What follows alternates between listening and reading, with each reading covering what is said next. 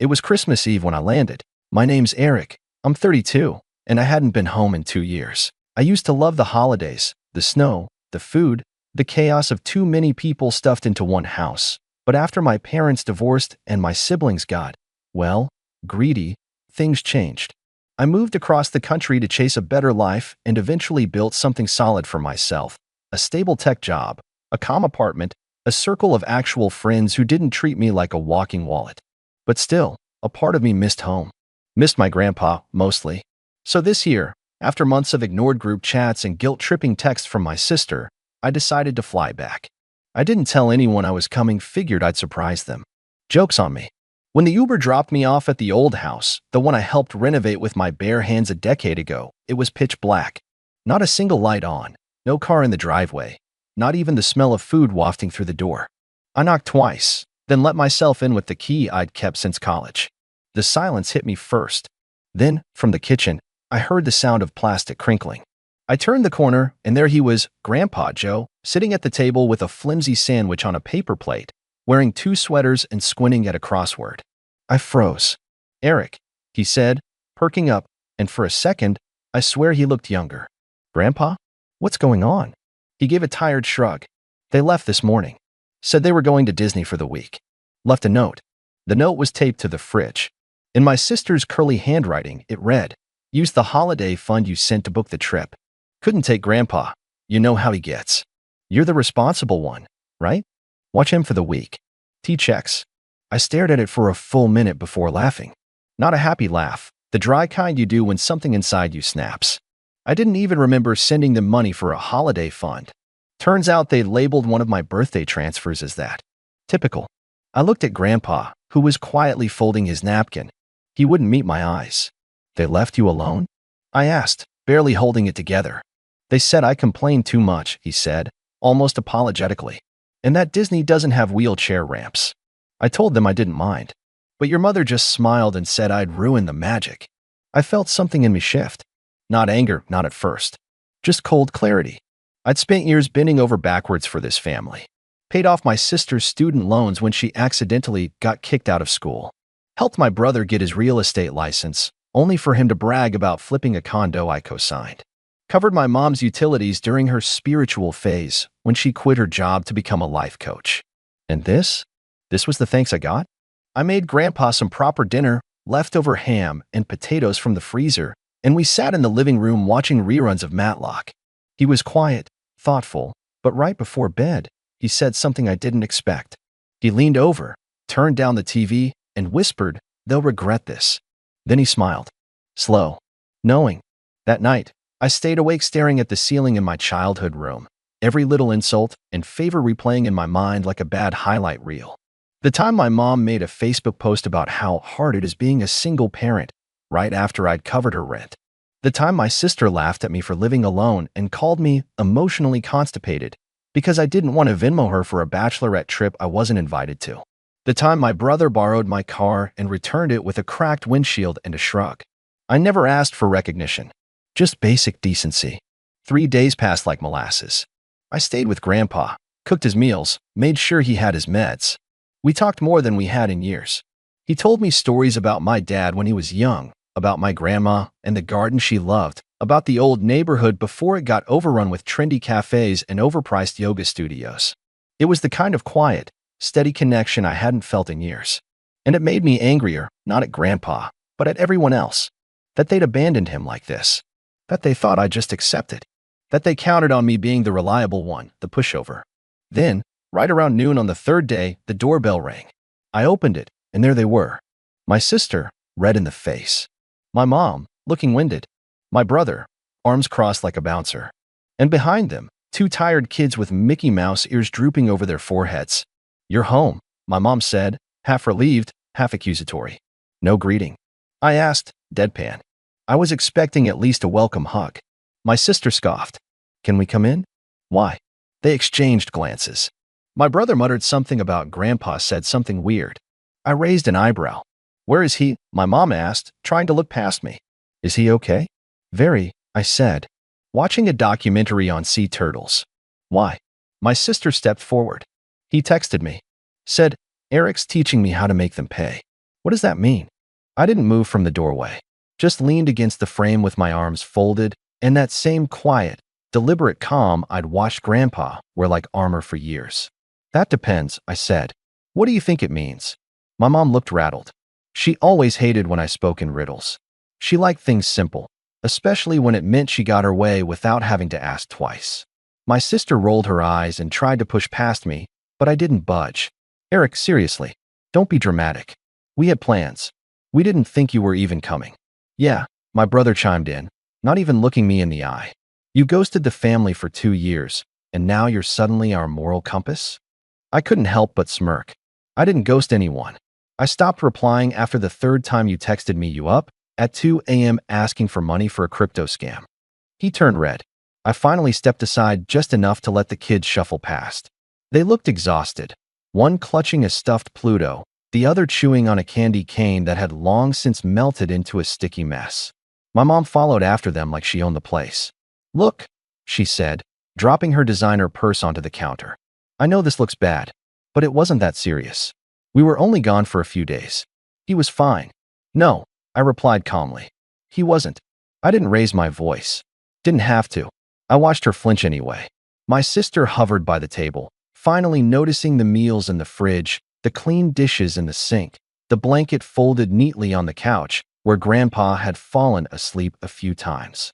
I could see the pieces starting to click that I hadn't just filled in for a few days. I'd stepped up. Eric, my sister said, voice forced sweet. Let's not make this into a thing. We've all had a long week. Did you even check in on him once? Silence. I turned to my mom. Did you tell his doctor you were leaving town? Did you leave any emergency contacts? Did you even give him his medication before you left? She blinked. We figured you'd handle it. You didn't know I was coming. Another silence. Grandpa appeared in the hallway just then, gripping his cane like a staff. He was wearing a cardigan I'd bought him last year that he swore he didn't like, but had been wearing every day since I arrived. Well, he said, raising an eyebrow. Look who found their way back from the land of talking mice. My sister actually had the gall to smile. Hi, Grandpa. He didn't smile back, just looked at me and gave a single, solemn nod. That was the signal. I walked over to the kitchen drawer, pulled out a small stack of envelopes, and placed them on the counter one by one, each labeled in my handwriting. Mom's name, my sister's, my brother's, all neatly written, all containing the same thing. Revocation forms.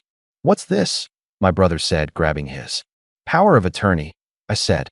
Bank account access. Health proxy. Emergency contact forms. Everything you convinced Grandpa to sign 2 years ago while I was working 70-hour weeks to get promoted. My mom's face fell. That was for his benefit. No, Grandpa interrupted, stepping forward. That was for your benefit. So you could siphon off my retirement for Monty Python and crypto and streaming services I never watched. My sister turned pale. But you said. I was scared, Grandpa said flatly. I didn't know who to trust. Your mom said Eric wouldn't come around again, that he didn't care. But he came, and he saw what you did. All of you. I opened my own folder and held it up. He's transferring everything over. Effective immediately. I'm the sole executor of his accounts, his medical care, and his estate. That includes this house. Dead silence. My brother looked like he'd swallowed a lemon. You're kicking us out. I looked him in the eye. You don't live here. My mom stepped forward, her voice trembling between rage and fear. Eric, please. You don't understand how much we've done. Oh, I understand perfectly. You abandoned him. You used my money to go to Disney and left a disabled man alone with a sandwich and no meds. Then you showed up 3 days later like I'm the unreasonable one. No, you don't get to flip the script anymore. I pointed to the fridge where the note still hung. That's the last thing I'll ever let you write in this house. Then I walked over, pulled it off, and crumpled it in my hand. My sister's voice cracked. So that's it. You're just cutting us off. No, Grandpa said, voice firmer than I'd heard it in years. I am. They looked stunned. I opened the front door. Merry Christmas. My mom hesitated like she wanted to say something, but nothing came. Not an apology. Not even an excuse. Just silence. She turned and walked out. My brother followed, dragging his suitcase behind him like it was filled with bricks. My sister lingered, still waiting for someone, anyone, to change their mind. We didn't. She left. When the door clicked shut behind them, Grandpa let out a long, slow breath, and sat down. I joined him. He looked over at me with tired eyes, but a smile that felt 20 years younger. You know, he said softly, they're going to try something. I'm counting on it, I replied, because I hadn't told them everything. Not yet. The next morning was quiet. Too quiet, almost. Grandpa was already up, reading the paper with his usual cup of black coffee and dry toast, humming something I vaguely recognized from my childhood. I was still half expecting another knock at the door, maybe my mom holding a tray of muffins as some pitiful olive branch, but it never came. Not that I was waiting for one. I had other things to do. After breakfast, I logged into my laptop and pulled up a spreadsheet I'd started the night before. It wasn't anything fancy, just a simple list of every transaction I'd made over the last 5 years that involved my family. Every transfer, every temporary loan, every emergency payment that somehow became a permanent one. Every utility I'd covered without ever getting a thank you. I'd color-coded it too, blue for my sister, green for my brother, red for mom. Red took up almost half the sheet. Grandpa shuffled in behind me, glanced at the screen, and raised an eyebrow. You always this organized with your vengeance? I smiled. Only when it's personal. He chuckled and sipped his coffee. Don't forget the time your sister used my Medicare card to buy that electric foot spa. Already on the list, I said. And I filed a report with the agency. Fraud on a federal program? That's not something you just walk away from. His chuckle turned into a wheeze laugh. You're more like your grandmother than you think. That woman could slice a man in half with a well-worded letter. I couldn't help but grin. But under the humor, there was a pit in my stomach, not guilt, exactly. Something sharper. Something heavier. This wasn't some petty revenge fantasy anymore. This was justice. Or maybe it was just the first time I'd drawn a line in the sand and meant it. By noon, the call started. Unknown number. Then another. Then my mom's contact popped up with MOM second line. She had to be using my aunt's phone. I let it ring. A text came in. We need to talk. This is out of hand.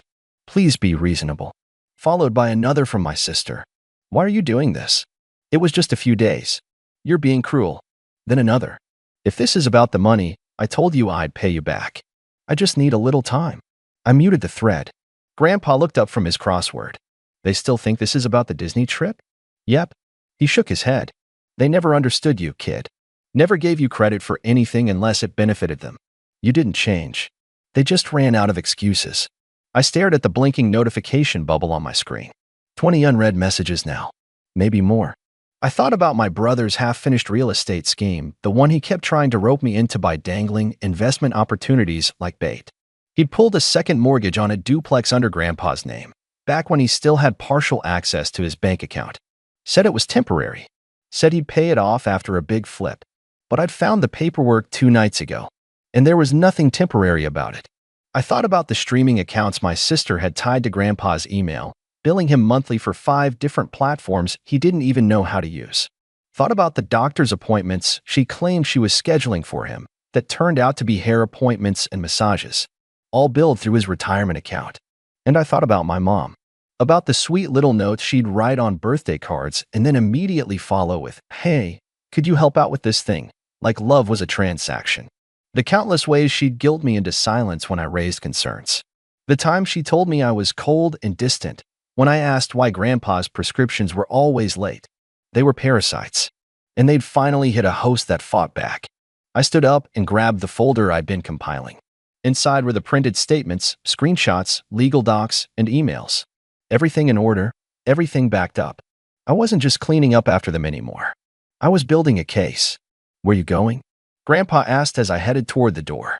Lawyer's office, I said. He gave a satisfied nod. Tell Sheila I said hi. She's still got that weird dog. Still wears that little vest like it's a tuxedo. He grinned. That mutt's got more class than your mother ever did. I laughed, but my stomach was coiled tight. Because this was bigger than a ruined holiday or a selfish family trip. This was a legacy they'd tried to hijack, and I wasn't going to let them get away with it. As I stepped out into the snow, my phone buzzed again. This time it was a new number. I opened the text. We saw the notice. Call us back now. This has gone too far.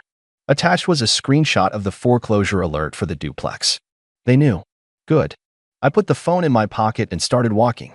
Not rushing, just steady, focused, calm. Like Grandpa with his crossword. One box at a time. Let them panic. They hadn't seen anything yet. It took less than a week for everything to collapse. When I handed Sheila, Grandpa's longtime attorney and former neighbor, the folder, she read through it in silence, eyebrows rising higher with each turn of the page. When she got to the section detailing the second mortgage my brother had pulled using Grandpa's name, she closed the file slowly and looked up at me. "You sure you want to go nuclear?" she asked, folding her hands. "I wouldn't be here if I wasn't," I said. She nodded, then smiled faintly. "They don't know who they messed with." Within 48 hours, we filed everything formally revoking financial and medical power of attorney from my mother and siblings, freezing Grandpa's compromised accounts, alerting the retirement fund and the bank of suspected misuse, and starting the legal process to reverse the unauthorized mortgage. Because of Grandpa's age and the documented evidence of coercion, the bank was surprisingly cooperative. Sheila had handled elder abuse cases before, and once she contacted the fraud unit, things moved quickly. By the end of the week, every account my family thought they had control over was frozen or closed. Their recurring charges, from gym memberships to Amazon Prime accounts to an outrageously expensive wine subscription, were all declined, one by one. I didn't even have to lift a finger for that part. The dominoes fell on their own. They must have assumed I'd bluff, that I'd eventually cave again and sweep everything under the rug like I always had. They were wrong. The day after the bank revoked the second mortgage, I received a knock on the door. It was my brother. He didn't even try to hide his panic. "Eric, you need to undo whatever you did. I'm in trouble." I leaned on the door frame, just like I had the last time. "That's not my problem." "It is," he snapped. "They're calling in the loan. I can't make those payments. I was planning to flip it." "You forged Grandpa's signature to take out a loan he didn't understand. That's not an investment. That's a felony." He paled. "No one's pressing charges, right?" I didn't answer. Let him squirm. He stepped forward, dropping the bravado. "Okay. Look, I messed up, but you can't ruin my life over this." "I'm not ruining your life," I said quietly. "I'm just making sure you stop ruining his." I shut the door in his face. That afternoon, my sister tried her luck. She didn't come to the door she called.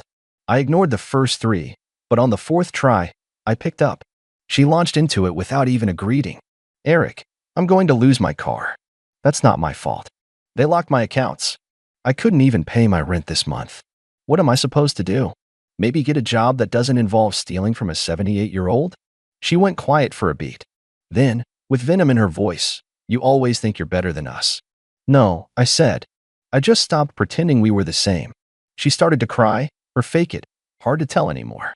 "This isn't what family does. You're tearing us apart." "You did that," I said flatly. "I'm just making sure you don't get to do it again." I hung up. The next day, Sheila called with news. "Your mother's trying to contest the changes," she said.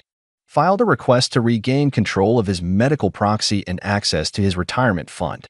Of course she did. I wasn't even angry at that point. Just tired.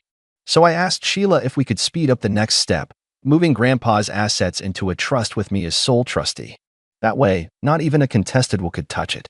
Sheila moved fast, and by the time my mother's legal request made it through the system, everything had already been transferred. Her filing was denied. She showed up in person this time. I opened the door to see her standing on the porch in a fitted coat, makeup done, holding a tin of cookies like we were characters in some sitcom. Her smile was brittle. "I brought your favorite," she said. I stared at her for a moment. "You brought store-bought sugar cookies in a tin I gave you last Christmas." Her smile faded. "Can we talk?" I stepped outside and shut the door behind me. "You're making a mistake," she said quietly. This vendetta of yours, it's going to tear the family apart." I didn't respond. "I know we weren't perfect, but we're your family, Eric. You left your father alone with a sandwich and no medication so you could meet Goofy." She winced like I'd slapped her. "That's not fair." "No. What's not fair is how you used me for years. What's not fair is how you made me the backup plan, the safety net, the silent wallet. And when I asked for the bare minimum, for respect, for decency, you gave me silence." Her expression hardened. "He was fine." "No, he wasn't," I said, stepping closer. "He could have fallen. He could have had a stroke. And you wouldn't have even known, because you were too busy taking selfies in front of Cinderella's castle." She tried to speak, but I cut her off. "You didn't just forget about him. You forgot who raised you." I turned and went back inside. That was the last time she came to the house. In the months that followed, things settled. Grandpa was more himself than I'd seen in years. We got him into a better physical therapy program, and I renovated the downstairs bathroom to be fully accessible. We even started a routine. Thursday nights were diner movie nights where we'd order food and watch old detective shows. He said it made him feel young again. I transferred my job to a fully remote position and set up a home office in the basement. It was quiet, peaceful, and honest work. No drama, no fake apologies, no manipulation. Just me, Grandpa, and a house that finally felt like a home again. As for my family, my brother lost the duplex. Turns out he'd been using it as collateral for a second investment he never told anyone about. He tried to drag me into court over interfering with his business. The judge took one look at the evidence and dismissed it in 15 minutes. Last I heard, he moved back in with a friend and was trying to start a podcast about resilience. My sister's landlord evicted her after 3 months of missed payments. She texted me once to ask for help, a long, guilt-tripping monologue about how we used to be close, and "You're the only one who can fix this." I never responded. My mom? She disappeared for a while. No calls. No posts. Then, one day, a mutual acquaintance forwarded me a blog she'd started, Healing After Narcissistic Children. Apparently, I was the villain now, a cold, bitter son who let success rot his heart. I read it. Once. Then blocked her and moved on. And Grandpa? He's doing well. He's even teaching me how to play cribbage, though he cheats and claims it's part of the charm. One night, as we sat on the porch watching the sunset, he turned to me and said, "You saved me, you know." I shook my head. "No. You were always worth saving. I just finally stopped waiting for them to act like you were." He patted my hand, then leaned back with a sigh. "They'll regret it," he said again. "They already do," I replied. And this time, we both smiled. Because the war was over, and we'd finally won.